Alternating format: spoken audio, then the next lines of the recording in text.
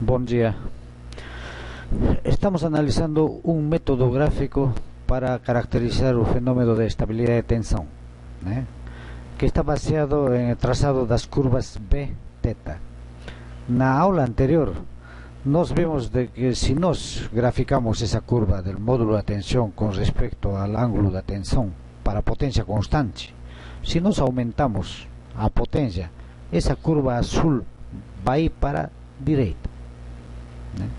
E se nós fazemos essa curva para Q constante, essa curva seria essa curva em laranja, que quanto mais indutivo, mais para a esquerda.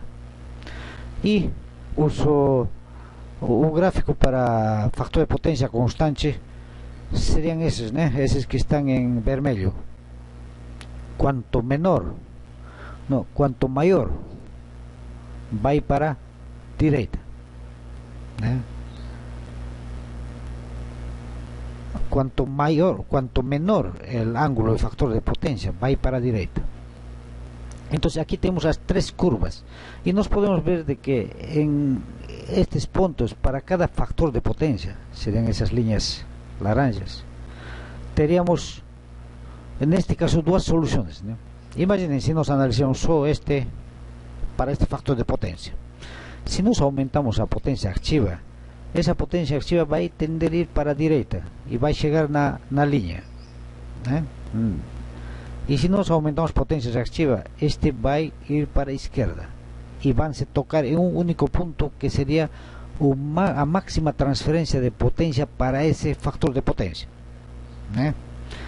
Então, agora, se nós graficamos a curva da máxima potência, imagina para esse factor de potência, o máximo deve estar aqui no meio né?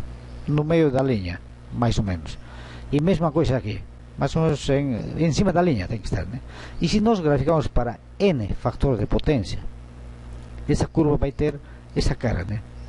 Que seria a fronteira, né? A curva das máximas transferências de potência. Aqui temos as curvas da factor de potência, essas que estão em vermelho. Aqui teríamos a curva para P constante, aqui para Q constante. E se nós analisamos para este factor de potência R2, né, o ponto de máxima potência seria este, né? E neste ponto se cumpre matemáticamente que os gradientes de P e Q estão alinhados mais em sentidos opostos, né?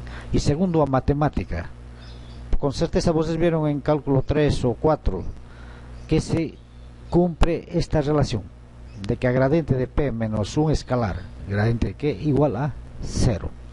Então vamos utilizar essa identidade para poder caracterizar esse ponto de máxima, o ponto da fronteira, né?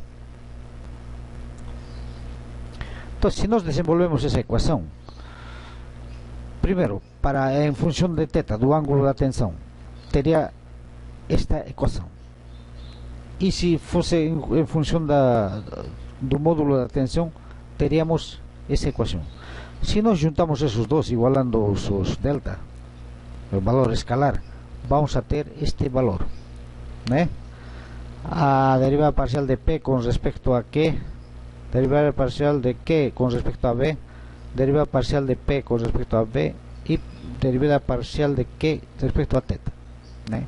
E se vocês lembram, essa equação é justamente a determinante da matriz jacobiana, né? Das equações de fluxo e carga, né? Sistemas 1.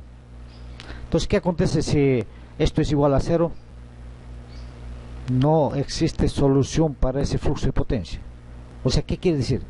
Que estamos en un ponto de colapso, no ten solución para ese punto. Y si nos lembramos un poco lo que es a fusión a matriz jacobiano, é este mesmo, né? Que justamente a determinante sería ese factor veces ese factor menos ese factor veces ese factor. Y es justamente a determinante da matriz jacobiana. Igualando a 0, no ten solución para ese ponto de operación. Y nesse ponto de operación, si nos desenvolvemos, ¿cuál sería a tensão? pelas condiciones de optimalidade, nós podemos encontrar el módulo, ¿no? Nós queremos encontrar para ese ponto de máximo, né? Qual seria o módulo da tensão e qual o módulo do ângulo? Qual o ângulo da tensão e qual o módulo da tensão, né? Então nós podemos determinar essa tensão crítica na fronteira.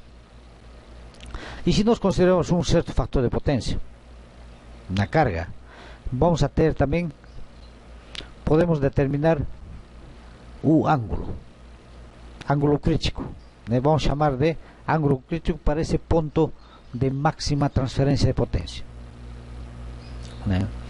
Em resumo, nós podemos ver de que para um determinado ponto de operação, por exemplo este, uma carga menor que o máximo, né? Nós vemos nas curvas anteriores, esta é a curva PV, né? Para qualquer ponto de operação sempre tem duas valores da tensão, né? Essa é a curva de PV que já estudamos também. Para um ponto temos dois, ou seja, estas equações, né? Esta seria a curva P constante e esta Q constante. Então, para este ponto de operação teríamos duas equações. Mas para este ponto de operação que estamos determinando agora, o ponto de máxima transferência de potência, vamos ter só uma solução. Então isso pertenceria a este ponto de operação. Então, além desse ponto, não tem mais solução, né? Então esse seria o ponto de colapso de tensão. Então já sabemos determinar o módulo de tensão e o ângulo para a máxima transferência de potência. Na próxima aula continuamos.